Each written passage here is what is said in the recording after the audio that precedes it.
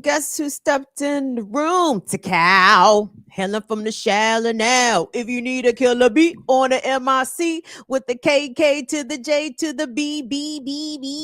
Going downtown, let me see if we all in together now. Make it more better now. Hey, y'all, it's the Friday edition of Burn It Down with Kim Brown. I'm so excited that you guys made some time to hang out with your favorite auntie on tonight. Or, I know I'm not an auntie to all of y'all. I'm probably only an auntie to like 3 of y'all. Let's see, Tyler, Dawn, and who else? My youngsters out here. Shout out to Alicia. I'm Alicia's auntie. Valley Girls. I'm Valley Girls' auntie. Who else auntie am I? Nieces and nephews and non-binary nieces and nephews. Announce yourself in the chat so I can acknowledge all my little nibblings.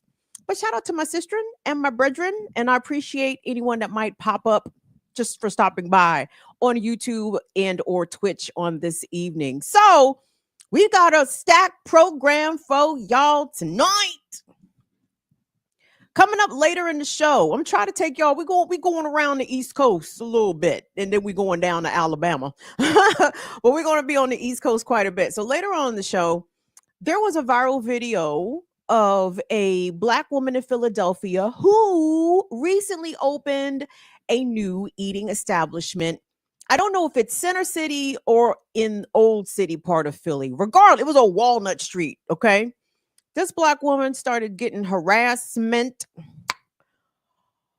from only the whites, I can assume. I mean, I don't know. Who else makes time out of their schedule to harass but the whites? That is correct. So, we don't know this for a fact. I'm assuming that's a safe assumption. Let's put it that way. People were leaving dead rats on her doorstep. People were breaking in, flooding her basement, and making complaints to agencies about lies pertaining to her customers and what was happening in and around her business. And the community responded. It's going to be included in tonight's palate cleanser, so stay tuned for that. We also got some scenes of jubilation coming from Gaza. I wanted to play that tonight as a palate cleanser. Later on. Also, I have a cops ain't shit story out of Hanceville, Alabama. Does Hanceville sound like Clansville? Yeah, it does. And let me tell you, hold on. This ain't even a racial cops ain't shit, though I'm sure if we dug deep enough, we wouldn't be too hard pressed to find some racial shit coming out of the Hanceville Police Department. But all of their officers have been placed on leave. The entire police department of Hanceville, Alabama, placed on leave. Why? Because they've been wilding the fuck out. Okay. They have been allegedly taking evidence out of the evidence room, including drug evidence that allegedly led to the drug overdose death of a 911 dispatcher at work on the job. This man overdosed on fentanyl, and they think he got the fentanyl out the evidence room. Oh, it's plenty of fuckery afoot in Hanceville, Cullen County, Alabama. We will get there. What I need you guys to do right now for me is please like the video, smash that subscription. If you don't mind, it's time to get rolling with the program because my main story tonight has to do with what's going on in New York State. At first, I took some interest in the correctional officer strike. If you didn't know, COs in 40 prisons, maximum, medium, minimum, the 40 prisons across New York State, the correctional officers are on strike. They are complaining about poor working conditions. They are complaining that they are being mandated to work 24-hour and sometimes 48-hour shifts. They're also upset that after 6 correctional officers at Marcy Correctional Facility murdered inmate Robert Brooks on video in December of 2024, certainly you guys remember that. The video was quite graphic, and this man was unjustifiably murdered by those that were supposed to, at minimum, provide him a basic standard of human care while in state custody. Well, after that murder, after Mr. Brooks' murder, Governor Kathy Hochul vowed that correctional officers will be required to comply with all body cam standards. As you guys may or may not remember, portions of Mr. Brooks's unfathomable beating, the audio, it was muted. Why? Because the correctional officers apparently did not enable their body cams in the way that they were supposed to. Also, Kathy Hochul said that there was going to be more cameras put in the prisons in order to better monitor all the things, I guess, prisoner movements in the jail, but also to keep an eye on the correctional officers because they seemingly, with frequency, violate the basic human and civil rights of incarcerated people. Oh, and by the way, just because you're in jail doesn't mean that you lose your human rights, okay? You are there to serve a state-imposed sentence, but that does not mean that officers get to beat you mercilessly, get to kill you even, or get to deny you basic human needs, human rights, like food, like water, like medical treatment. But guys, because of this correctional officer strike, that's exactly what's going on right now. People that are behind the wall in New York State are not getting food. They are not getting let out of their cells. They are not being given medical treatment. They are not, in fact, being administered any medication for those that need it. This is actually a human rights crisis that's going on right now in New York State. And because of the desire of some women whose TikTok videos I happen to encounter because their partners are incarcerated in New York State facilities, that made me investigate this story a little bit more. But there is a tie-in to the murder of Robert Brooks, and I do have a slight bit of good news to announce tonight, that those 6 killer cracker correctional officers have been charged with murder. So let's go to the packages coming out of the first package is going to be, I think, a New York City based outlet, and then the other one is more upstate, I believe, because where's Marcy Correctional Facility, y'all? Utica, somewhere upstate. So anyway, let's get the update about the murder charges announced for Robert Brooks's killers.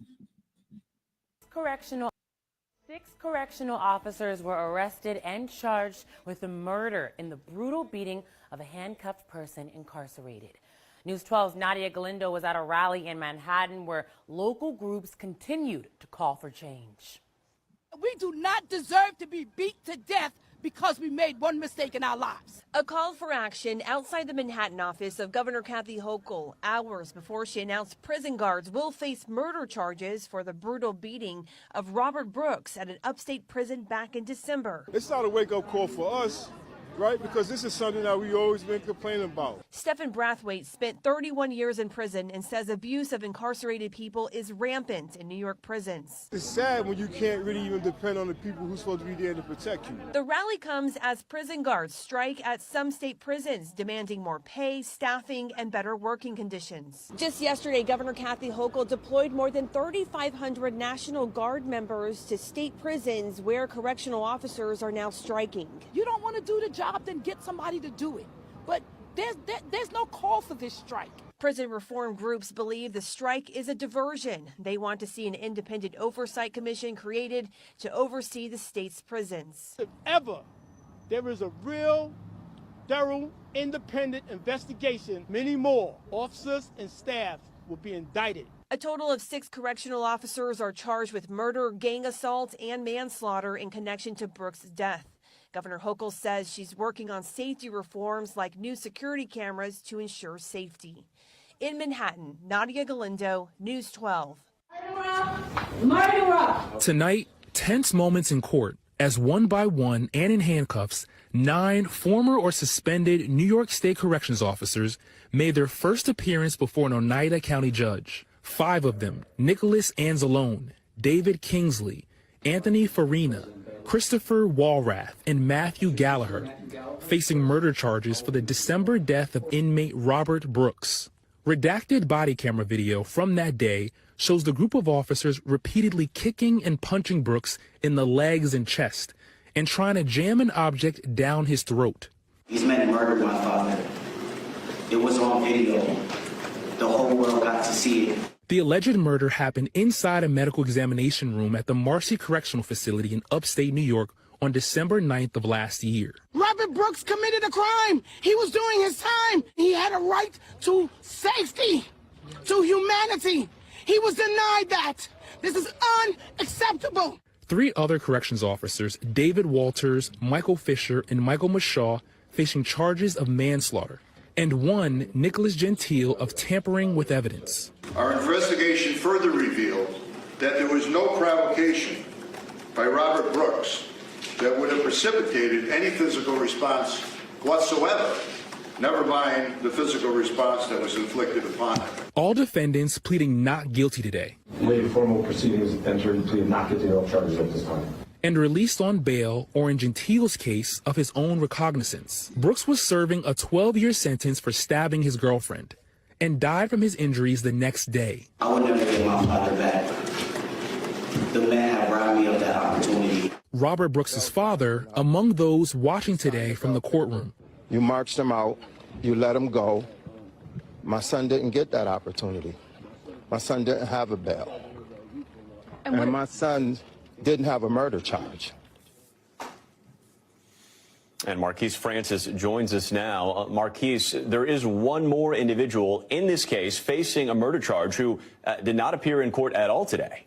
Yeah, that's right, Morgan. There's a 6th defendant, unnamed defendant, that was also charged with murder. And in fact, this person's name was redacted in the unsealed court documents that were revealed in court today. Now, what we did hear from the district attorney, this person was unable to surrender themselves today and appear in court, but they are not a flight risk. Even though we do not know their name, they are expected to appear before a judge in the near future. Wow. Well, that's a whole lot of consideration being given for that 6th unnamed person charged in the murder of inmate Robert Brooks. And they were also not named in the unsealed court documents. That is weird. And you're not being required to turn yourself in to face a murder charge. Who the fuck is this person? What kind of privilege, what kind of accommodation and latitude are they being given, and why? I do have questions, but there's a lot to get to there. So let me address one thing, especially from Mr. Brooks's father. That man is 100% correct. And you guys know how I feel about domestic abusers. You guys know how I feel about people that intend and cause and do tremendous harm to women, children, and other vulnerable folks. Usually I do not have sympathy, but with Mr. Brooks, with Robert Brooks's case, where was he? I'm sorry, was he on the street? No, he was at fucking Marcy Correctional Facilities. He was about to serve 12 years for someone who stabbed his girlfriend. He was exactly where he was supposed to be, and he was going to pay his debt to society, whatever that means. But 12 years for a stabbing, I'll take it. Okay. You know, I'm not sure how his victim felt about it, but at the same time, this man is serving a sentence for causing tremendous harm to his partner. He did not deserve to be beat to death in a 6-on-1 assault. And just for reminder's sake, Robert Brooks, when they did the autopsy and they released the results of the autopsy, what ultimately was his cause of death is that trigger warning and content warning for graphic content, sounding, description, etc. Robert Brooks died from choking on his own blood. How did he choke on his own blood? Well, they beat him so bad, he had bruising to his internal organs. They beat him so bad, his hyaloid bone was fractured. That means they strangled him. That means they choked him. He repeatedly could not breathe. They beat him 6-on-1 because they're a bunch of fucking soft as scrotum skin cowards. They beat him while he was hogtied. And if you recall, in the second package, you saw a brief clip from one of the prosecutors who reinforced the fact that Robert Brooks did not do anything to provoke this attack from these correctional officers. He didn't say anything to them. He didn't spit at them. He didn't tell them go kiss his ass. He didn't do anything. There was no provocation on Robert Brooks's part that it, and even if there had been, my God, he still didn't deserve to get beat to death. Okay. So there's that. So we got 6 COs charged with murder. Great. 17 total staff members from Marcy Corrections placed on suspension. They are also not receiving pay. So they are on suspension without pay. 17 folks from the jail, 6 now charged with murder. And we have these correctional officers in New York State now walking the picket line. Okay. They launched a wildcat strike, meaning that this strike is not something that their union agreed on. Okay. And in fact, the CO's union is like, you know, this is a violation of the law. There's a law in New York State. Is it called the Taylor Law or the Taylor Act? Along those lines, where state employees are not allowed to participate in unsanctioned strikes. This is a wildcat strike. Okay. So these people just walked off the job. And part of the reason why the COs are claiming that the conditions are so rough for them, it's so hard. We have to work so much. They're making us work 24-hour shifts. And we're understaffed. Well, maybe if some of your fucking staff members would stop murdering people, you would stop losing employees. That's another topic. But we'll pop up the article pertaining to the HALT Act. Now, this is something I was looking at tons of videos from some of these crackers walking that picket line. And wait a minute, can I say this real quick? For my folks that know, and I know we got some folks that know, y'all, why is upstate New York motherfucking Mississippi? Why is it Mississippi? Why is it Mississippi? Why is it Mississippi? And I don't mean the cool negrified parts of Mississippi. I mean the anglified Caucasoid. It's like, God damn, it's Crackerville, Cracker Central upstate New York. That shit is nuts. And I noticed, Nick, shout out to my Negroes in Rochester and Buffalo. And I know there's a few of y'all. It's niggas upstate, but it's way more crackers. It's way more crackers. We gonna get to that. But here's the HALT Act. The human alternative to long-term solitary confinement. Every single video I saw from one of these correctional officer ass crackers, they were like, it's the HALT Act. Ever since the HALT Act, it's making it impossible for our officers to do their jobs safely. We have no control over the prisoners because we can't dehumanize them as much as we used to before the HALT Act came into law. So let me tell you what the HALT Act is. HALT. Human alternative to long-term solitary confinement. Everybody knows solitary confinement is torture. Don't ask me. Ask the Geneva Convention. Ask Amnesty International. Ask the United Nations. I don't make the rules. Solitary confinement is torture. It inflicts deep psychological, emotional, and physical harm onto persons who are subjected to long-term isolation and minimal care. People who are in solitary, they might get fed, they may not get fed. They might get medical attention, they may not get medical attention. They might have the COs coming into that solitary confinement cell and beating them further. It's torture. It's cruel and unusual punishment. It should be banned and outlawed in the United States. And instead, it is a very, very common practice. In 2022, the HALT Act became law in New York State. The HALT Act says that persons who are incarcerated who are under the age of 21 or over the age of 55 or has a disability or are pregnant cannot be subjected to solitary confinement for 3 consecutive days or 6 total days in a 30-day period, or if the alleged conduct or misbehavior from the incarcerated person is considered to be heinous or egregious, they can be put in solitary for no longer than 15 consecutive days and no more. I think no more than 20 days of solitary in a 60-day period. Double check that, chat. I'm pretty sure I got that all right, though. Shout out to me. So that's the HALT Act put onto the books.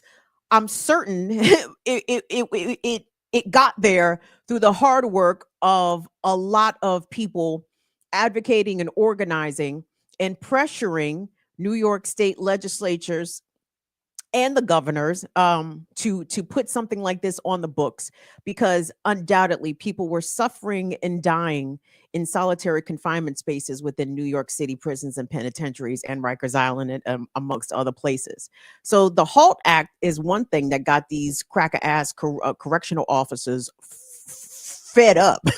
They walked off the fucking job, fed up, right?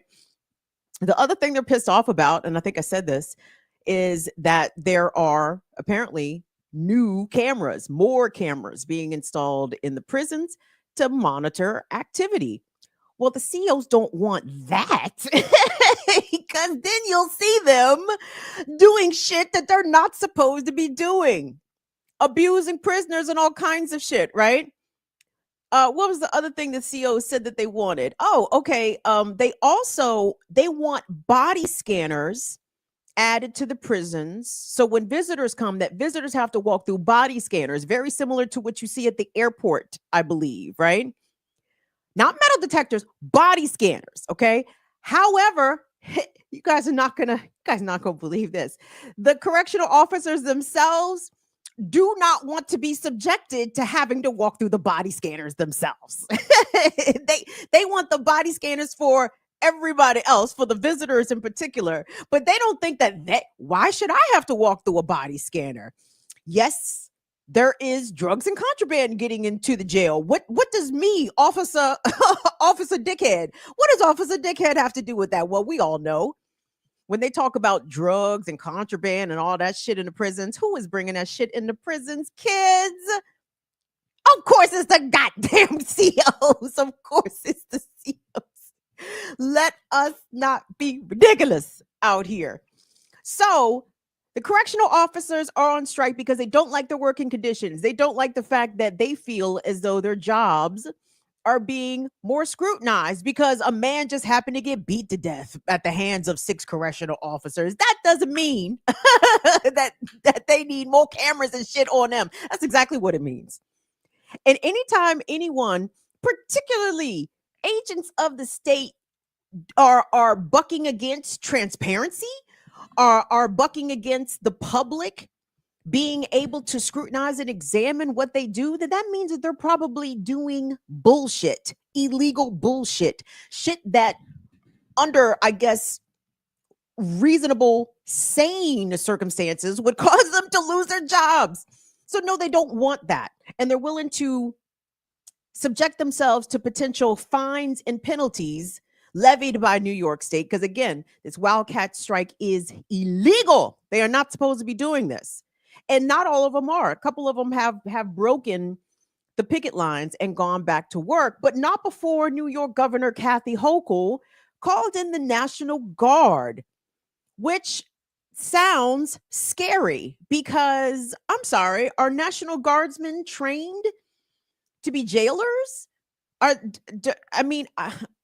Whatever I think about COs, trust me, which is not much, I do think there's some training, some protocols, some methodologies that someone trying to manage a jail population would have to at least be apprised of and preferably trained in, right? Not to say that the way that the jails are run are good at all, but to deploy a basically militarized force into these civilian prisons, I don't think that that's the right thing. And in fact, there has been an unconfirmed death, and I can't say who because I don't know.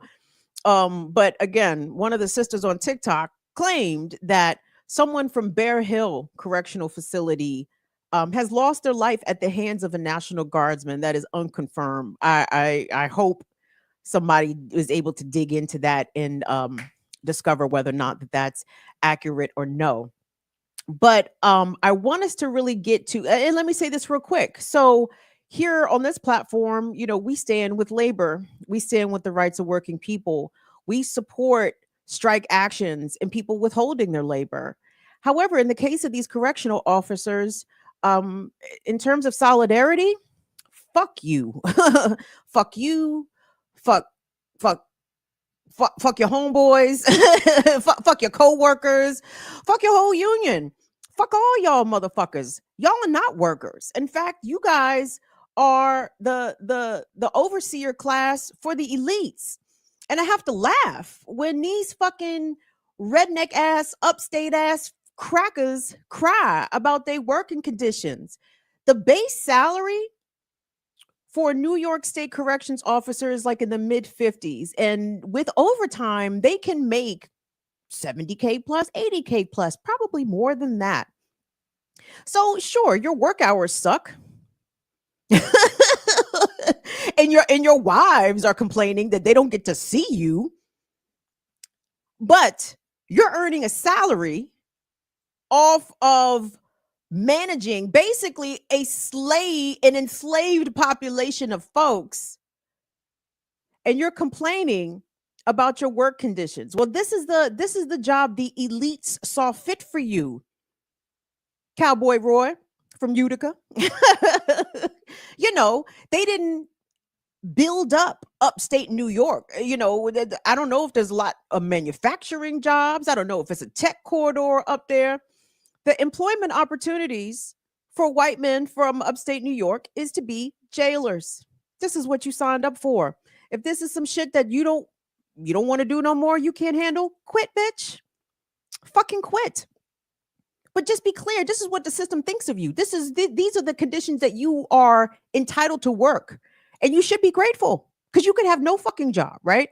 Per the elites. You understand? It is me speaking, but you understand what I'm saying. So again, I have to laugh when they complain about how terrible their conditions are, how unfair they are for their safety, because with the HALT Act, inmate on officer violence is increased because they can't control the population. Yeah, I'm curious as to what the officer on inmate assault percentage rise looks like, right? I could never feel sorry for these fucking pigs. I feel sorry for the people that are behind the wall. Yes, I even feel sorry for somebody like Robert Brooks, who committed harm against his partner because he was there to serve his time. And again, y'all know I'm also not opposed to prison justice, okay? Against child molesters, against pedophiles, against rapists. If the prisoners decide to enact some justice upon those kind of folks, I'm with it. When the correction officers decide to dispense their prison justice, fuck them. Because we don't pay a state salary for them to murder people, okay? That's not their job. And some will be like, well, Kim, didn't Robert Brooks kill his wife? Isn't that what he got? He deserved to get that from them cops. Nope, absolutely not. I want us to hear from the sisters, speaking of the incarcerated folks, because it is they who are suffering right now. Because these fucking punk ass police, basically, these correctional officers decided themselves to violate the law and engage in this wildcat strike. Inmates are not being released from their cells. They are on seemingly 24-hour lockdown. They're not getting food. They're not getting. Hold on. Let me not tell it. Let me let the women or people. The first sister, I think, is a spouse to someone that's locked up in New York. But anyway, let's listen to them. Let's let them tell it. They can tell it better. Go ahead, Will. All right, y'all. Listen. And I'm serious. PSA, and I'm at work right now, so don't mind me. My husband is currently in Bear Hill Correctional Facility. All the correctional officers have abandoned their post. They have left the jail. When you say, what do you mean they left the jail? They left the jail.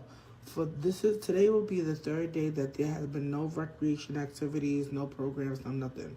Last night, they was there, and they gave out the commissary sheets that the inmates have to fill out to get commissary. They were supposed to get commissary today.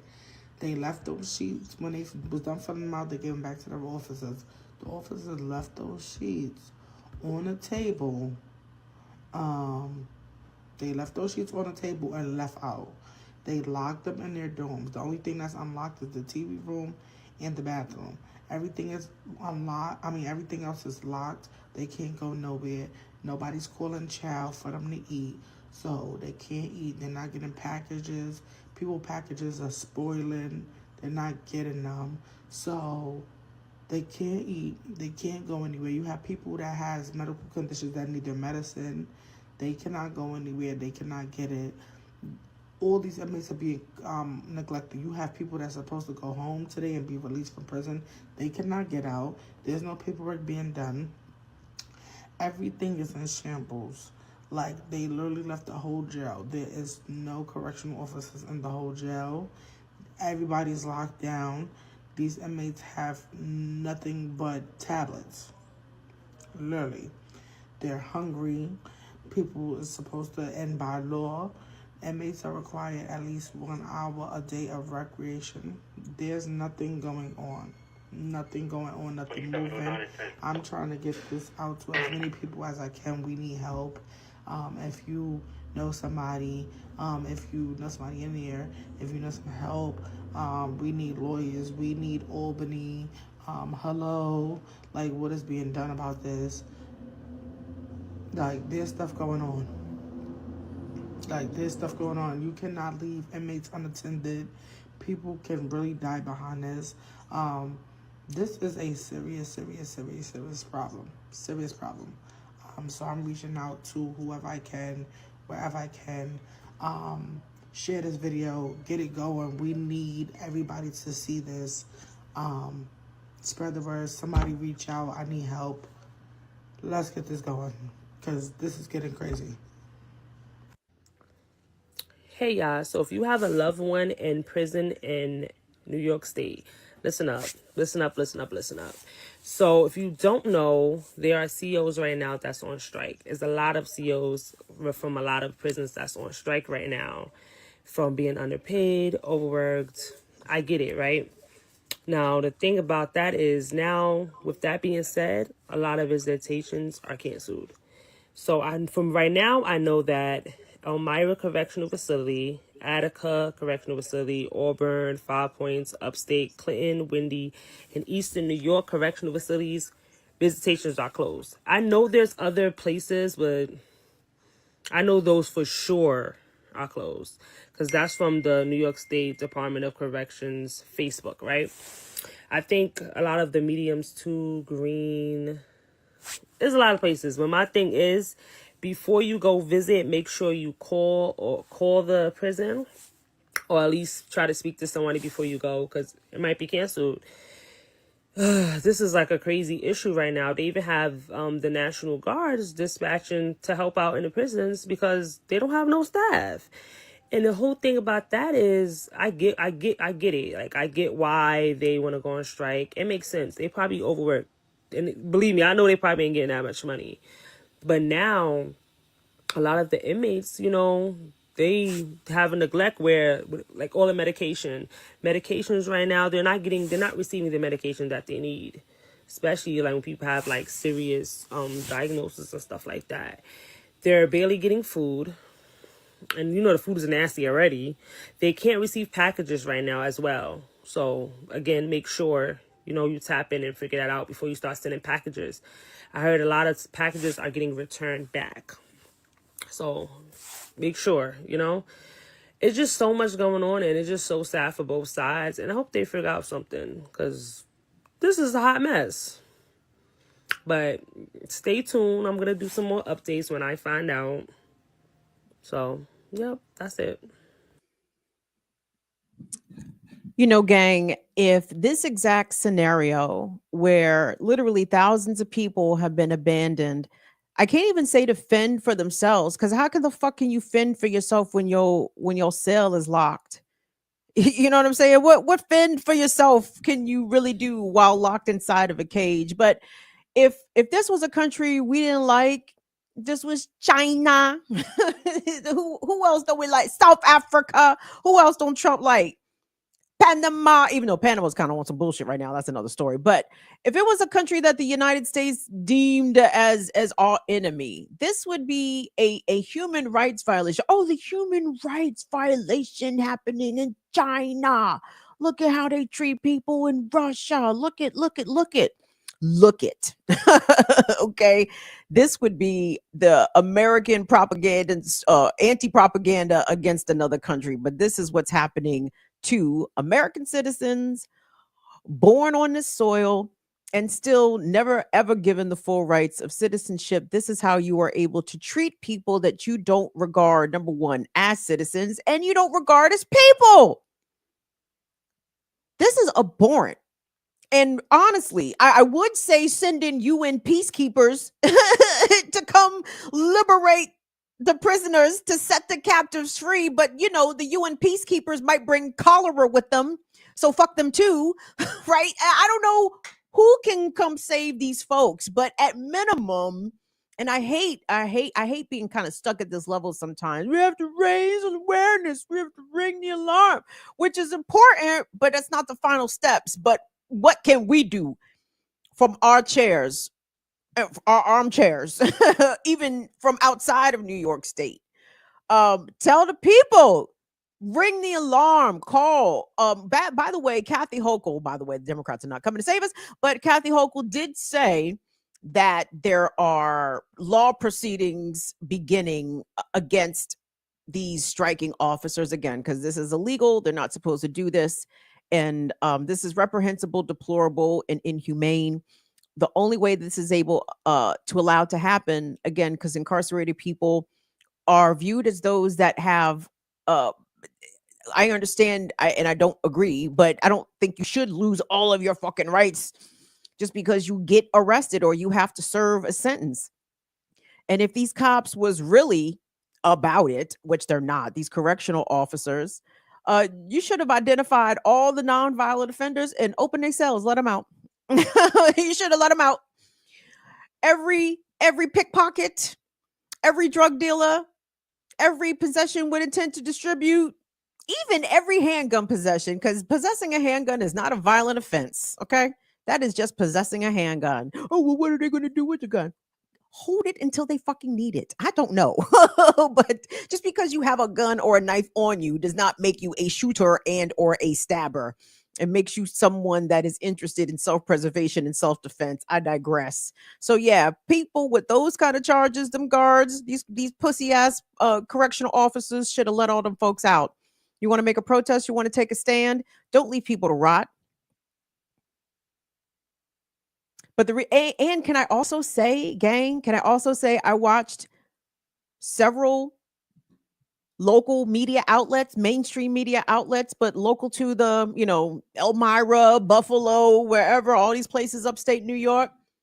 Baby, when I tell you they only gave the perspective of the correctional officers, they only spoke about the woes and the suffering of the correctional officers, can I tell you that the inmates' perspective was never thought of, never mentioned, never considered? And I hate that in American society, again, the correctional, or us as a society, have a tendency to throw away our incarcerated people. And the media helps to reinforce that by completely erasing and omitting them as any part or any consideration of the story, which is also gross and disgusting and deplorable. So as we see under Trump's America, Trump's America 2.0, those of us that are the farthest away from the heterosexual, cisgender, white male body, right? If you are a woman, if you are non-binary, if you are gay, if you are disabled, you're on the chopping block, baby. Me too, in lots of ways. And if they're able to throw away the human rights of inmates, if they're able to throw away the human rights of undocumented migrants, well, I'm not special. Why wouldn't they throw my human rights away? Why wouldn't they throw yours away? Like, you have to prioritize vulnerable and marginalized groups of folks because, but for the grace of God, go I. Yeah, it's undocumented Venezuelans and Haitians today. It could be you tomorrow. Oh, well, I'm safe. No, you're not safe. Are you a cisgender, hetero, white man? Even if you are, do you got any money? You got some Skrilla?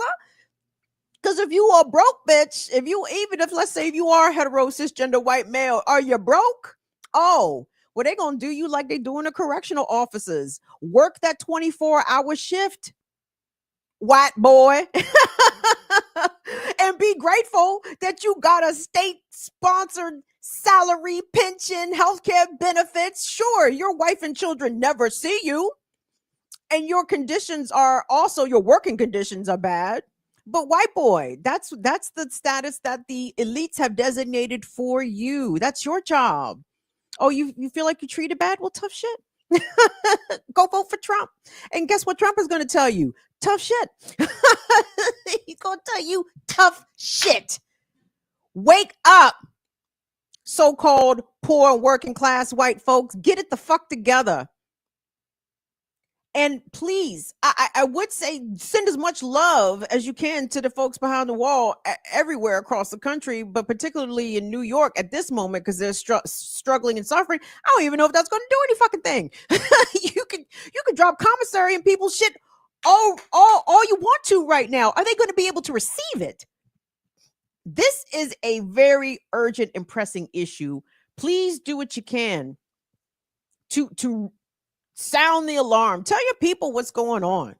You know what I'm saying? And okay, if we want to count this as example number 50,742 as the example of how fascism is right here, a lot of this again was happening.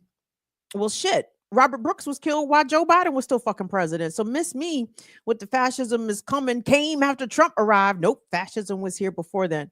But we don't take our eye off the ball. We don't take our foot off the gas. Please tell the folks what's going on in New York and ask them, especially the families and the loved ones of the incarcerated people, and including advocacy organizations for those that are incarcerated. See what you can do to help.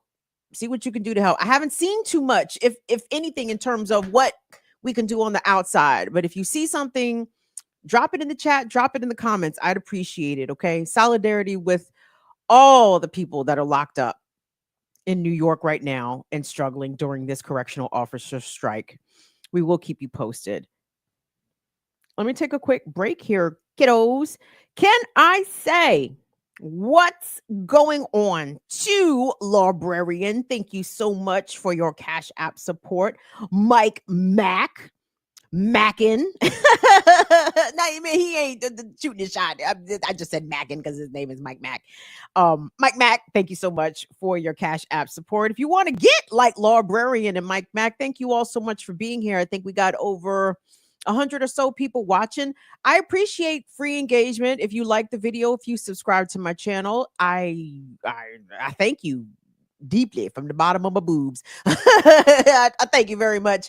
Thank you so much. But if you want to send material support, that is also encouraged and appreciated. $ BIDWKB Cash App, Venmo at BIDWKB, PayPal.me/BIDWKB, and Patreon.com/BIDWKB. Thank you so much to Windra and to Jenna, who have Venmo'd us support in the past couple of weeks. I don't think I've properly acknowledged that Venmo support. So thank you, ladies, for that.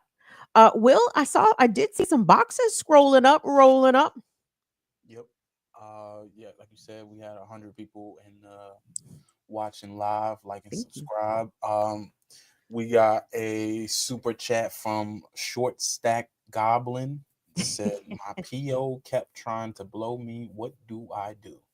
Oh, as in with the oral, or like what? I don't know what he means. What they mean? He tried to, like blow his spot up, or can you elaborate? I'm okay. Can you elaborate, short stack goblin? What you mean trying to blow you? Oh, I don't know where we are on YouTube in terms of whatever. Fuck them. We grown. This shit ain't for kids. No, this ain't for kids. Also, we want to thank. Oh, but he ran a super chat though. Yeah. Yeah. I'm sorry. I just got word that short stack goblin was a troll that happened to run us some support. Yeah. Thanks. The troll ran support, Latif. You said what? He was like, "Don't read that." I wasn't going to read it, but such is life. Thank you for it. Keep running the Bucks. Hey, don't take it back, neither, nigga. Hey, don't take those. Right. But yeah, no, wait a minute. Will, is this a new form of trolling? They send money so we can read their trolly comment. I'm for that, by the way. I don't have any.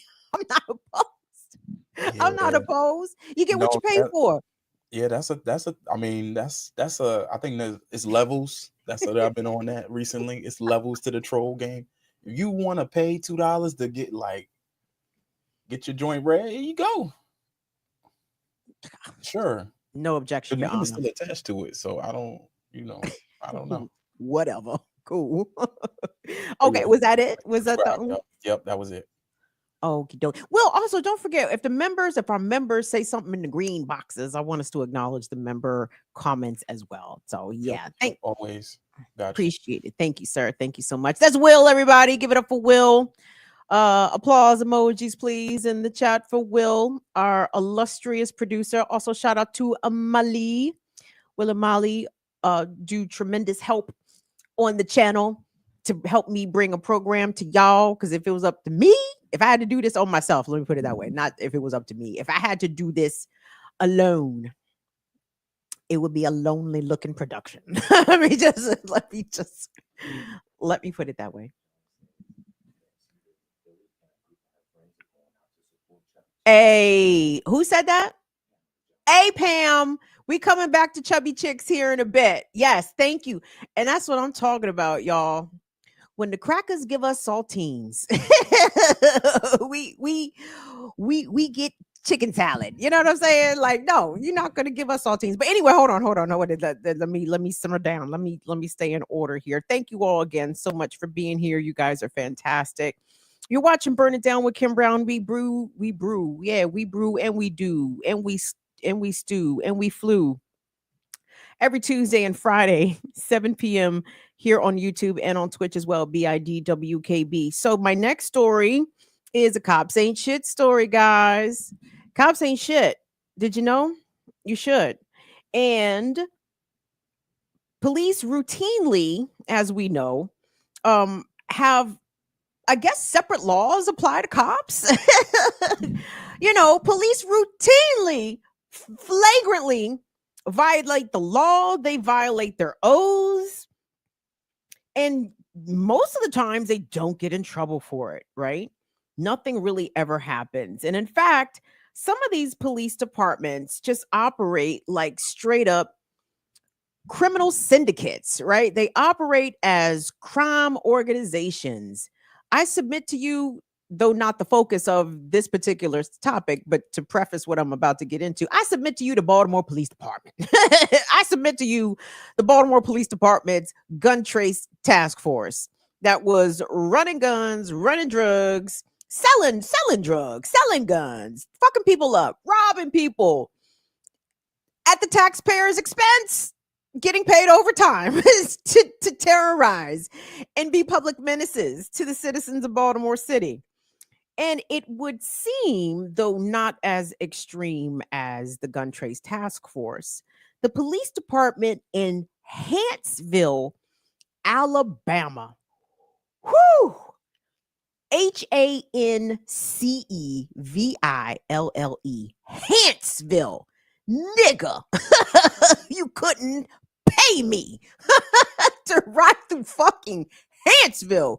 Will, throw up the NBC News article because some interesting news is coming out of Hanceville this week. In fact, the entire police force of Hanceville, Alabama, the entire Alabama Police Department has been put on leave after grand jury returns in its indictments. And the grand jury also suggested that the police force of Hanceville, Alabama be abolished. They said, you got to get rid of this shit. Ain't no fixing this shit. Who, child? Let this be the start of something very important. The faith of a mustard seed, dog. It starts with the mustard seed. If you can abolish a police force in a place like Hanceville, Alabama, God damn it. Maybe Cash Patel. Can we count on Cash to abolish the FBI? Cash might try. Cash Money taking over for the 99 or 2000. Hold on. All right, let me get back on topic. So within this piece, hold on, let me pull up the piece myself here. So a grand jury, and by the way, Hanceville, Alabama is located in Cullen County, which has some significance that we will get to here pretty shortly. So a grand jury returned indictments, I believe a total of 16 indictments, including indictments on a number of current and former Hanceville police officers, including the police chief and including the spouse of one of the officers' names. They claim, among other things, that these individuals were tampering with evidence, they were stealing evidence, they were unlawfully accessing police databases. For what reasons, one can only speculate. But they said that this behavior has persisted for such a long time that, in fact, the Hanceville Police Department, according to the grand jury, operates akin more to a criminal organization than it does to a law enforcement agency, and recommended that the police department be wholesale abolished. Now, what brought about this investigation? Well, turns out in 2024, a 911 dispatcher apparently overdosed and died on the job. Let me say that again. A dispatcher at the Hanceville Police Department overdosed and died from fentanyl. Okay. And when they went into his office and found his dead body on the job, they found, quote, evidence. And they suspect that this dispatcher, in fact, procured said fentanyl from where, y'all? The evidence room. That is correct. That spawned this investigation and the grand jury's subsequent indictment. However, I do think that this package is pretty informative. So Will, let us go on to the package. You're going to hear from, I believe, the Cullen County Sheriff. And he drops, let's say, some humdingers of information, because when I tell you, and again, no Negroes in sight, not this time, in terms of, you know, who is the victim of the policing of Hanceville, not Negroes this time. It's all white on white, our favorite. So anyway, listen to the kind of shit that they were doing on the job. It's bonkers. We'll go ahead and run that package. Grand jury sent down 9 findings and recommendations to the city of Hanceville, which include a rampant culture of corruption, abolishing the police department, and the death of a Hanceville dispatcher was the direct result of the Hanceville Police Department's negligence. These officers find themselves on the opposite end of the laws they were sworn to uphold. 5 officers, including the Hanceville police chief, arrested following an extensive probe into the department. Dispatcher Chris Willingham was found dead in his office in August. His cause of death was the toxic effects of fentanyl and other drugs. Crocker says Willingham had access to the evidence room. I would just say that nothing was secure about the evidence room, and when Mr. Willingham was discovered, there was evidence in his office. Crocker went into detail on how people had access to evidence. It was through this hole in the wall. He says people would use the broomstick to jiggle the door open. This individual who had the stick is actually sticking his head and upper body into the hole. Crocker says evidence tampered with includes cases in Hanceville Municipal Court and in state court. I am not optimistic about the ability to prosecute cases with tampered evidence. The question remains how many that will be. We're working on that. One is too many. Grand jury found the Hanceville Police Department is acting more like a criminal enterprise than law enforcement and a threat to public safety. The recommendations have been made to the public at large, and then whatever action is taken will be up to the mayor and the council. We went to Hanceville City Hall to ask the mayor what's being done to correct the corruption.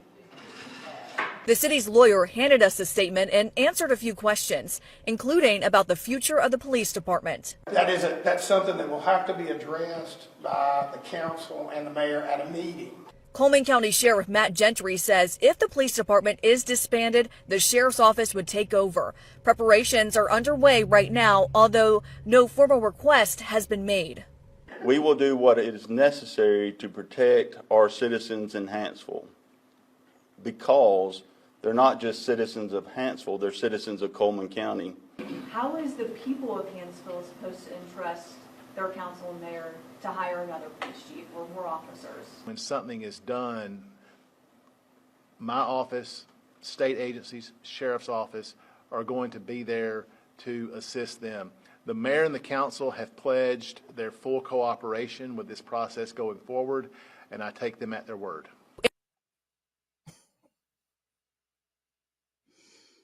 So as of last August 2024, the Hanceville Police Department had a total of 8 officers.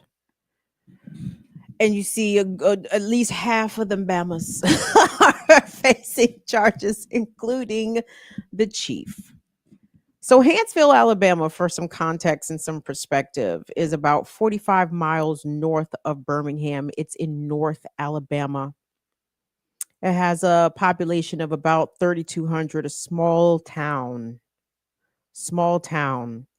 And drugs are a big problem in a lot of these small towns. I mean, let Trump tell it. It's the fentanyl. The Mexicans.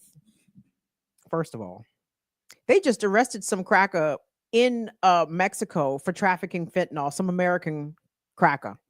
By the way, if you want to know who's trafficking the fucking fentanyl across the border, we always know who it is. I know who the fuck. Anyway, hold on. Let me not get off topic.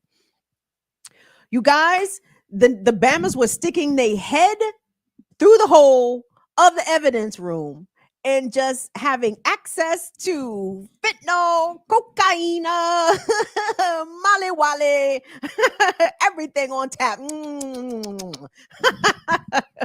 It had its perks working for the Hanceville Police Department, baby, because if you had a drug habit that needed to be fed, they had exactly the place to direct you. All you had to do, you didn't have to bring no money. If you was a drug addict working for the police department, all you needed was the broom handle, baby, to jiggle that door and get in there and get you all the fentanyl you want, which is apparently what the 911 dispatcher, Chris Willingham, did at work. Nigga, do you know how wild that is? That you getting sniffy with the fetty? And what the kids call the fentanyl, the fetty, with the fenny, the fetty. You getting sniffy with the fetty at the job, and you the police and or work for the police, baby. It was no rules. It was anything goes in Hanceville. Though I suspect that is the case at police departments, small and large, across the country. Miss me with the every other countries. Oh, the police state in Venezuela. Shut the fuck up. What are you talking about? Do you see what police do and get away with in America? They murder people. They kill themselves off the drugs that they confiscate. They compromise criminal proceedings by tampering with evidence. And then they try to cover it up to boot.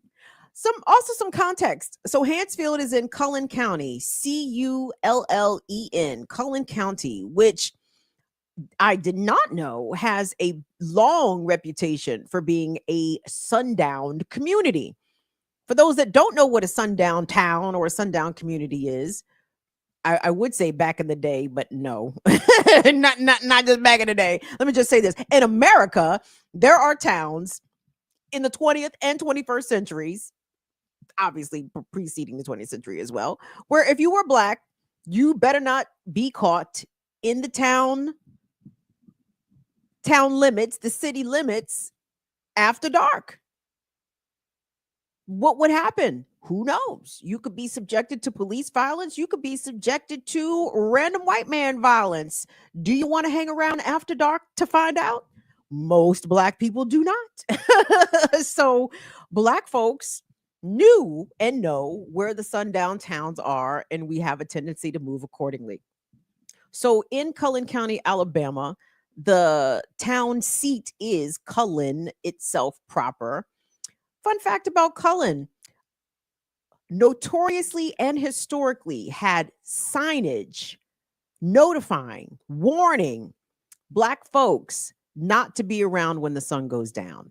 And there is numerous accounts, and even though it's limited visual evidence, whites and blacks alike who were certainly alive when the signs were up, and again, not that long ago, verified that signs read things such as nigga, if you can read this, run, and if you can't read, run.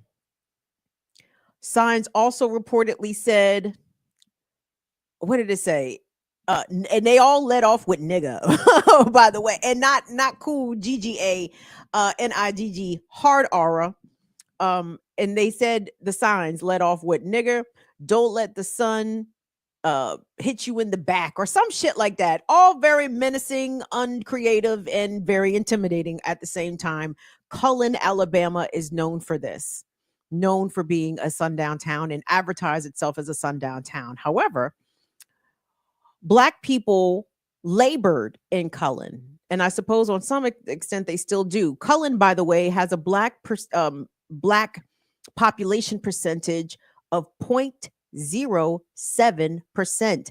I can only assume one mulatto, one person, one mixed race person might live there. 0.07%. Jesus Cristo. What is that? That's negative. You might as well say negative. It might as well be negative 1% black people live in Cullen, right?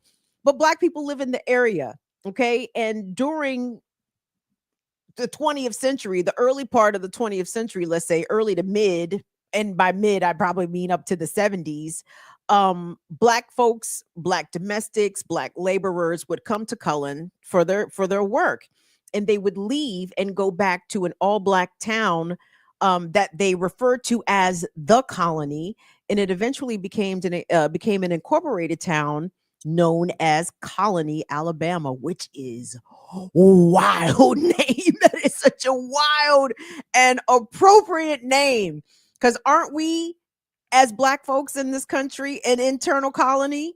And these black folks in Alabama named their town Colony. Wow. Because that's how their ancestors referred to it, as the colony. Wow. Incredible. So Colony, Alabama is a place. It is a majority, if not all black town that is in proximity to Cullen, Alabama, a sundown town. And from what I understand, actually, Colony is the only town that ever had a black mayor in Cullen County specifically. Very segregated, very racist. But again, let's go back to the cops, because I can only imagine, honestly, and not even so much particular to Hanceville, though I'm sure Hanceville is not off the hook, but I can only imagine what black people have to deal with when encountering the police in Cullen County. Though, what's the name of your county, wherever you are in America? It could probably be akin to Cullen County, yes. Or you don't live too far from a county that is probably something like Cullen County. So hold on, let me go back to the story here. So the grand jury handed down this indictment. The entire Hanceville Police Department is placed on leave. There are no cops patrolling the town, small town, but regardless. But it is still not determined. It's, as you heard in the package, it's going to be up to the city council and the mayor as to what happens with the police department. But the fact that a grand jury in Cullen County, Alabama, recommended that the police department be abolished because, in fact, they served more of a threat to public safety than they were as a service for public safety. That speaks volumes, guys, because I'm willing to bet that every single one of those grand jurors was white. And Alabama, along with, other states in the deep and the Delta, not exclusively just them, but including, Alabama, Mississippi, Georgia, Louisiana, like the all white institutions usually serve to function in the interest of continuing on the unchecked power of the police state or of the sheriff's department, of the police department. And for this grand jury, maybe I'm being premature in my little attaboys, you know what I'm saying? Because, I don't expect much from white people. I'm sorry, but I usually expect them to do the wrong thing, right? What's in the best interest of everyone else? The whites will choose to not do in the best interest of everyone else. They will do what serves best power. What best serves power is what the whites usually do. They didn't do that this time. I wonder why. I'm fascinated. Now, grand juries are usually secret, so you don't know who serves on a grand jury. But again, given the racial demographic numbers of the area, we could assume safely, I guess, that it was whites doing it. And I said, look at whites doing the right thing, surprising the shit out of me. We'll see. We will see how this goes with this potential abolishment of the Hanceville, Alabama Police Department. I will keep you updated as more developments come about. Let me take a break. We're almost done, everybody. We're about to get to these palate cleansers because I got some good ones. I do got some good ones. Real quick, want to thank everybody for hopefully already being a subscriber to Black Liberation Media. Let me tell you guys what happened with the classical breakdown that was scheduled for Thursday. For those that don't know, I am an old music head and I love listening to Black music of the 20th century, not just Black music, but 20th century music, period, across genres, if we're keeping it a buck. And the ear doctor and I were supposed to do classical breakdown of the Ohio Players this past Thursday. We were having not only technical difficulties, but it got brought to my attention that there was somebody in the chat whose handle matched the nickname of one of the Ohio Players band members. It was Satch, and I don't know 100% it was the Satch, Mr. Satchel, from the band per se, but from what I understand, the kind of comments that they were leaving in the chat indicated it was a person with at minimum an above average knowledge of the Ohio Players and their inner workings, because I even think they referenced the keyboard player as playing a Hammond organ or one of the basses, the bass, that he was playing a Fender bass on that joint. I said, we got some, okay, I have to tighten up. Ear doctor got to get the technical shit together. I have to be way better apprised of the member movements of the Ohio Players, because it does get a little complicated, because the band kind of had at least like 4 to 7 different iterations, but it is important for me, especially. I want to be sure to be able to name the musicians, who was playing on what when. I think is very important, because the Ohio Player, when listening to their catalog, guys, the level of musicianship is pretty stupid. And of course, I'm mid-40s. When I say stupid, I mean amazing. If I say something is pretty dumb or pretty stupid, depending on my inflection, you see how I use my voice there. Pretty stupid. Stupid, I mean incredible. I mean, it's incredible what people were able to do with pianos, with basses, with their voices, with goddamn drums. I mean, the Ohio Players are incredible. So join us again on Thursday. I think Ear Doctor's already got the video and the thumbnail, the event already up and scheduled. So set your notification bells for Classical Breakdown Thursday. Ohio Players, we not playing. We gonna come correct when breaking down the Ohio Players. So thanks to everybody. Shout out to Vicky Blue. Vicky Blue ran us a 10 spot early and then we ended the joke. So Vicky, your bill is paid. Your classical breakdown support bill, you good. Don't worry about next couple weeks. You straight. Thank you, Vicky. We appreciate you. But generally you need to be subscribed to Black Liberation Media. Thanks to all of our remixers that tune into the Remix Morning Show Tuesday through Friday, 8 a.m. Eastern. Please go over there, subscribe. And of course, Saturdays with Renee. You got to tune in tomorrow, Saturdays with Renee, 11 a.m. Eastern on Black Liberation Media. Excuse me. Hope you guys didn't hear that. Let's take this into the home turn, everybody. Let's go on into these palate cleansers. Please like the video, subscribe to the channel. We appreciate you guys watching us on Twitch and YouTube. Oh, really quick, I did do a Twitch turn up. I'm going to try to see if we can get it downloaded. Will was kind enough to download some of the old Twitch turn-ups, and we're going to publish them on Patreon really, really soon. So that's the only thing I don't like about Twitch. I don't like doing shit on Twitch and then it just goes into the fucking ether. And at the same time, I can't do the music stuff on YouTube like I do on Twitch. Why? Because YouTube's a fucking hater. Obviously, like the audacity that you cannot share and play music without having to pay Google. The audacity of hoes. It is preposterous. So anyway, we're going to figure out how to keep and share the Twitch channels, but I will let y'all know when them joints get uploaded and posted to Patreon only. My apologies to the YouTube channel members, but as I just told you, YouTube's a hoe. So, sometimes these hoes be unmanageable and, that should be getting on my nerves. So anyway, to the palate cleansers. As you guys know, it is still not a cute situation in Gaza, not by far. People are still facing famine. They are still facing, in spite of a supposed ceasefire. It's crazy the way the mainstream media will casually report it's a fragile ceasefire in Gaza. I'm like, it's fragile because the fucking Israelis keep fucking shooting, right? And what you mean? And you can't even call it a ceasefire if the Israelis are still firing. The fuck? Right? The ceasefire broken, right? And even though the prisoner exchanges, I hate to even say prisoner, rather the hostage exchanges, because the Palestinians being held in Israeli detention are themselves also hostages.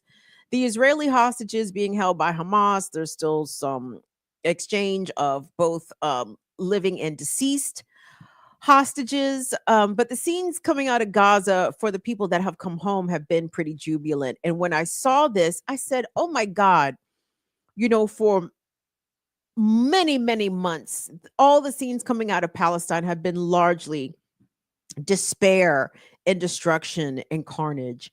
And when this video popped up on my timeline, I said, that is beautiful. And when I looked at the caption to see if I could find out what was going on, it was in Arabic. I said, well, that's okay. Because I don't need to know what's being said. I can look at it and listen to it and tell that these people are experiencing at minimum a moment of joy. So I wanted to share with you some joy coming from Gaza. Go ahead and run that, Will.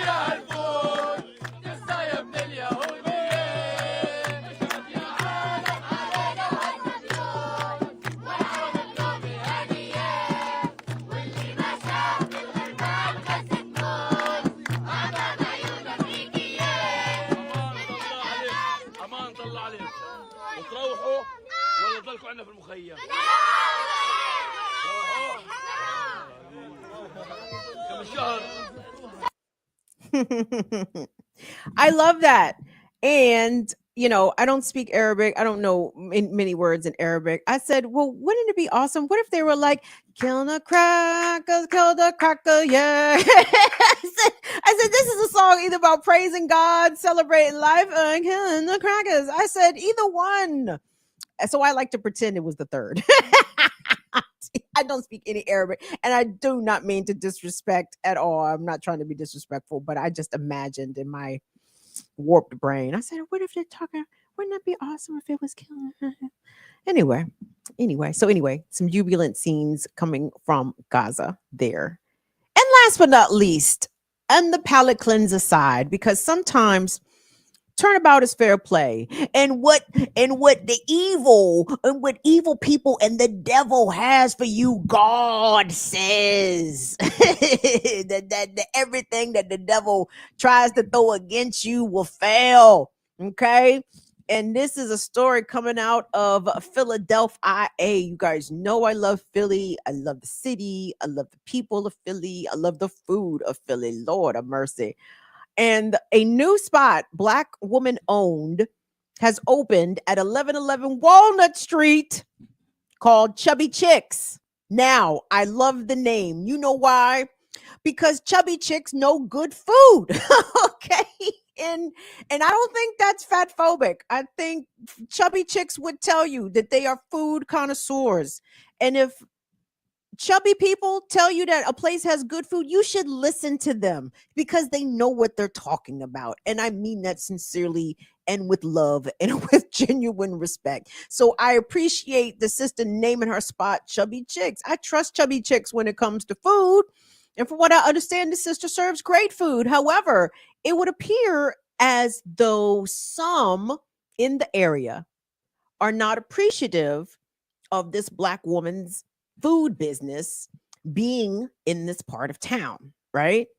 And even in spite of the haters doing fuck boy and or fuck girl shit to this Black woman, we're about to see the first package about the harassment. I've immediately put the second package about the community response right after it. So we about to get the pitch and the swing in the same spiel. So we'll go ahead and run them two packages about Chubby Chicks in Philly. Right now, some trouble for a newly opened Center City restaurant. The business owner claims she's being bullied by neighbors, harassed, who simply are not happy her business is there. Chubby Chicks opened up shop on Walnut Street. Our Alex George spoke with the owner about what all is happening here. This small business just opened up 2 months ago, but in that time, they say they've received dead rodents on their door, complaints made to their landlord, and even received comments that their business doesn't belong in a prestigious neighborhood. My life savings, my home, all that's wrapped up into this business. So it's not just if I have to go. No, it would be devastating. Chubby Chicks just opened up at 1111 Walnut Street 2 months ago. It's a place where people come to eat brunch and celebrate. We do karaoke on the weekends, on Saturdays and Sundays. So it's so much fun. It's inclusive. You come here and you be yourself. And that's what everything is about here. But since opening, owner Shakira Turner says things haven't been great. We're basically not too welcomed here. I thought that we would be. She says the neighbors have made several complaints to the landlord, requiring her lawyer to get involved. They're saying that we're playing unusual music, that we're playing that riffraff is coming out of here, and that's just not true. We're open from 8 a.m. to 3 p.m. during the week, and they were saying that we were playing music to 2 a.m. We're not even here, and even going as far as saying that one of us was on the roof of their building at 2 a.m. and just basically putting in false claims to my landlord, which, really stirred up some issues. She says she's even had one-on-one confrontations. I even had someone tell me to my face that, how did I get here? Did I use my drug dealer baby daddy's money? So it's hurtful. It's extremely hurtful. And since, she says issues have continued, including stolen signs, food left on her back door, someone entering the business and flooding the basement multiple times, plus leaving dead rodents at the storefront. Someone's left a rat 3 times in front of our building. So after us getting them up, throwing them away, thinking that maybe it was a fluke, it was every single day. A video detailing the situation at Chubby Chicks is gaining traction on social media, asking the community to come and support the business. It's disappointing in the time that we live in, so I just really wanted to be able to hold her close and show her that the community is here to support her. We reached out to those neighbors' property manager, and we will update you when we get a response. In Old City, Alex George, Fox 29 News. The foot traffic at Chubby Chicks on 1111 Walnut Street was nonstop. And on the inside, mouth-watering dishes constantly leaving the kitchen. I get the chicken and waffles, the strawberry wings. But for Alexis Foxworth, a frequent customer of the business, this visit was a little less about the great food and more about offering additional support to the owner. Her getting discrimination and getting all this stuff that's happening to her, harassment, I feel like that's wrong because she has a good establishment. Earlier this week, Fox 29 spoke with Shakira Turner, the chef and owner of the Black-owned establishment, who told us she has been less than welcome to the area since opening 2 months ago. She says people who live nearby provided false complaints about the business, even going as far as, she says, breaking into the business, flooding the establishment, and leaving dead rodents at the front door. The very reason many are now coming to eat, drink, and show love. We're not going to let them run our sister out of here. She's trying to have a business, and it's not going down on our watch. I seen on the news what was all going on. From one entrepreneur to another, it's really tough with getting our businesses started, and I thought it was super important to come down and support her. Which now Turner is trying to support the other businesses around her, posting this video on social media, making it clear neighboring businesses have supported her all along. Please, please, please don't harm the other businesses. High No Taco, Scoop the Ville, they have nothing to do with what's going on. Come on in and have a margarita and some tacos and get to know us. Neighboring High Low says it's just hoping all the businesses in the area can continue to support one another. It's appalling that anyone is treated that way, and it was just unfortunate that all of that kind of anger got bottled up and directed kind of in the wrong direction. All of our businesses do better when we support each other. It's not cutthroat, it's not competitive. More attention, more people coming to this block, more places for people to visit is better for all of us. So what the racists meant to disrupt, destroy, the community came and showed support. Now, just a point of clarification here, because I saw some other videos surrounding this incident, and one of the neighboring food establishments asked that, can people please stop calling their business and being mean and leaving 1-star reviews? Because in the initial Fox package that we saw, the first package, they do say neighbors. Neighbors have been complaining about Chubby Chicks, So I think people who saw that story interpreted as their most closest adjacent neighboring businesses were complaining. So as a result, some of these close by businesses have been receiving some negative blowback in the form of bad reviews, in the form of people calling and harassing. And the one gentleman, not featured in this package, but on a TikTok video that I saw separately, said that he went over to Chubby Chicks and helped her dispose of the rats, the dead rodents that some fucking punk ass mayonnaise person. It's like, all mayonnaise not bad. If you Duke's mayonnaise, shout out to Duke's. It's not an endorsement, but I appreciate that Philadelphia in particular stepped up and is showing out to help this woman know that, number one, that she is supported and that she has a quality product, by the way. I think this is Chubby Chicks, their second location. I think I understand they have a location in Jersey. So if you are in the New Jersey area, please go over and support Chubby Chicks in New Jersey, in addition to this Walnut Street location in Philadelphia. But I wanted to point this out, obviously, during Black History Month. You know, while we commemorating Black history, you got to also dovetail the role that whites have played in Black history. And in particular, I'm talking about the over 100 Black communities with their own economic area, places of business, their own schools, their own churches. In the history of the United States, whites have come and burned down and destroyed and or used public policy to demolish Black dominated places. And I don't mean just Black dominated places that were also economic engines for the community, right? The business districts of Black parts of town. And that is a part of American history that, it doesn't seem to go away. It just seems to repeat itself and present itself in different yet definitely familiar ways. You're leaving dead rodents at her place. You're breaking into her establishment and flooding her basement. I can only imagine to try to damage her equipment or make it untenable for her to maintain insurance, you know what I mean, on the place that she's renting, or make it more difficult for the landlord to continue to rent to her. The point, obviously, to drive her out of business. For what? I thought this was America, people. I thought we had a free market economy. I thought we had a marketplace of ideas. If she's making a better chicken sandwich, well, shouldn't her chicken sandwich be more successful than, say, Chick-fil-A? You understand what I'm saying? Like, all of these capitalistic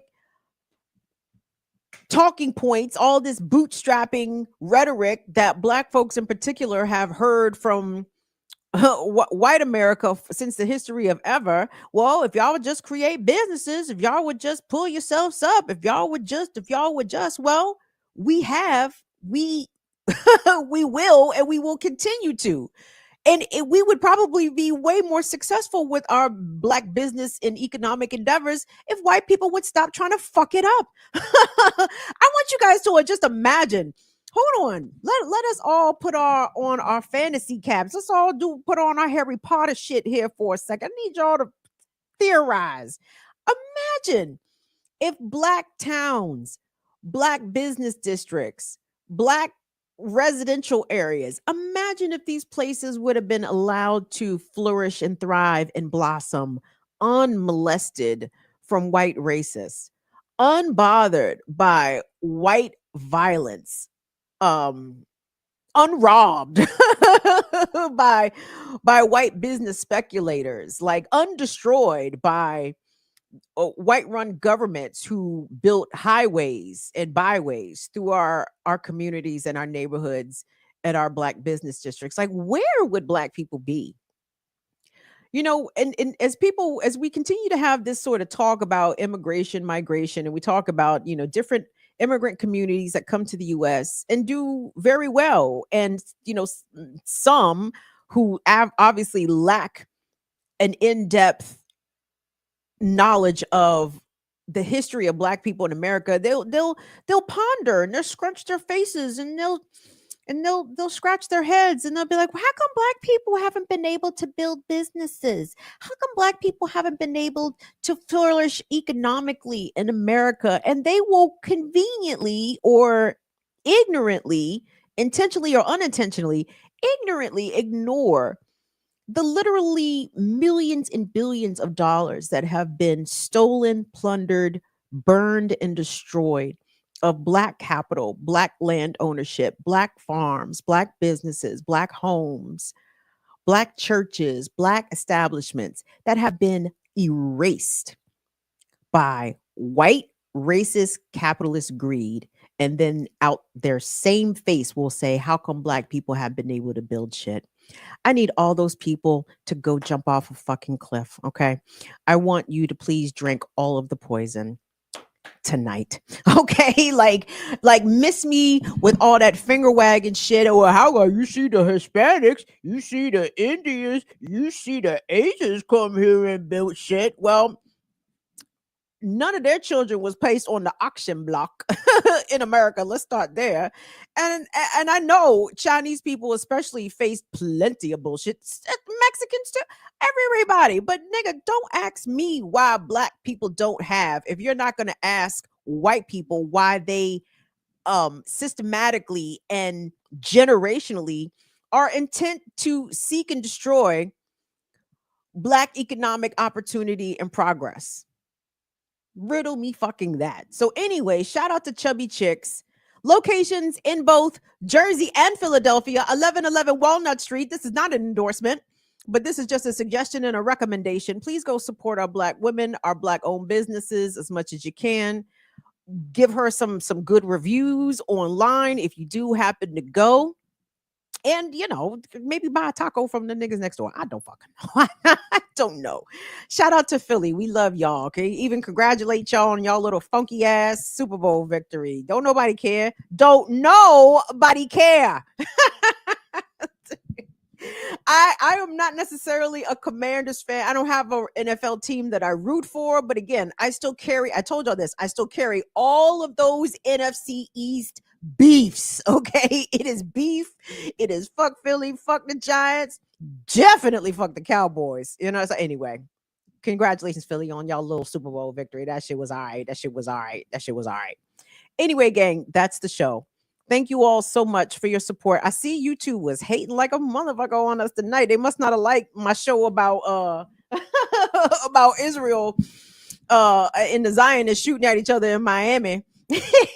He must not have liked my show talking about Israel continuously violating the ceasefire, how they word ain't shit. But okay, I see you, YouTube. I see you, Google. Greenblatt already told us that the ADL, that y'all was all in bed together. So this comes as a shock to no one. Keep suppressing. I don't care. My people know when I'm on, and they come in and they show up and they show out. So I want to thank you to the Fire Fam. You guys are appreciated. I love yous. Who we got in here tonight? Who are some of our all-stars? I think, well, let me quickly, obviously, acknowledge all of our wonderful moderators. Big up to Courtney, big up to Lateef, big up to Tyler, big up to Afraid Not Doing Bird, Anna, Abby, Mama Lorraine. Thank you guys so much for your continued attendance and showing up and showing out. Who else we got up in here tonight? Let me see. We got Yipper99 in the building. What's up, Yip? What's up, Warren Aura? Thank you, Warren, for coming through. Thank you. Holly is in here. Thank you so much. Thank you, Ollie. Who is that? Oh, Pam Jones. Thank you so much, Pamela Peruge. Thank you, Cynthia Rose. Thank you. Thank you, Teresa. Brianna Arabia. Thank you for your membership, Brianna Arabia. Come on in here. What's up, Wendy? Thank you so much. What's the pay at the Black business? What's she charging for a chicken sandwich? I don't know. You gotta go up there. You gotta support. So do what you can. We appreciate it. Thank you so much to Will and Molly for doing what y'all do. We will see you guys back here on Tuesday. And again, don't forget to support Black Liberation Media as well. I thought there was something else I had to tell y'all, but it's not coming to me at the moment. So smoke lots of weed. That's my best advice. Ooh, y'all should be starting y'all grows actually. While we bullshitting, since eggs and shit is going up, something going to happen to the weed supply. So you should have your own domestic weed supply on hand. So start your grows, guys. It's a good time. It's a good time for that. You don't want society to shut down and you can't get no reefers. Then you'd be really sad. I will be devastated. It's like, what do you mean? No more. So anyway, maybe I should grow my own. It's legal where I'm at. So anyway, I will see y'all back here Tuesday. Love you guys to pieces. See y'all later. Bye-bye. Deuces, y'all. Deuces.